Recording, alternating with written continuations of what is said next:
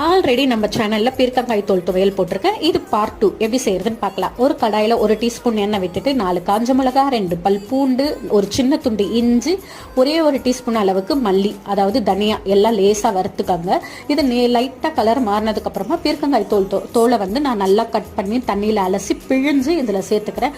நல்லா சுருள வதக்கணும். வதங்கி வரும்போது நல்லா சுருண்டு வரும். அந்த ஸ்டேஜ்ல இது ரெடி ஆயிடுச்சுன்னு அர்த்தம். ஒரு 5 நிமிஷம் போல ஆகும். அதுக்கப்புறம் இதை ஆற வச்சு ஒரு மிக்சர் ஜாருக்கு மாத்திடுங்க. இதுக்கு தேவையான அளவுக்கு உப்பு, பெருங்காயத்தூள், கொஞ்சமா புளி சேர்த்துக்கோங்க. அதுக்கடுத்து ஒரு மெயின் இன்கிரீடியன்ட் ஒன்று சேர்க்க போறோம். அதுதான் டேஸ்ட் அல்டிமேட்டா மாற்றக்கூடியது. ஒரு சின்ன கப் அளவுக்கு வேர்க்கடலையை, வறுத்த வேர்க்கடலையை சேர்த்து நல்லா ஒரு ஓட்டி எடுத்துருங்க. அதுக்கடுத்து ஒரு அரை துண்டு வெங்காயத்தை நல்லா ரஃபா கட் பண்ணி சேர்த்து ஒரு ஓட்டி எடுத்துருங்க. அவ்வளவுதான், டேஸ்டியான பீர்க்கங்காய் தோல் துவையல் ரெடி. ரொம்ப ஹெல்த்தியான ரெசிபி, ரொம்ப குயிக்கா செஞ்சிடலாம். ட்ரை பண்ணி பார்த்துட்டு எப்படி இருக்குன்னு மறக்காம கமெண்ட் பண்ணுங்க. இந்த வீடியோ பிடிச்சிருந்துச்சுன்னா மறக்காம லைக் பண்ணுங்க. தேங்க்ஸ் ஃபார் வாட்சிங்.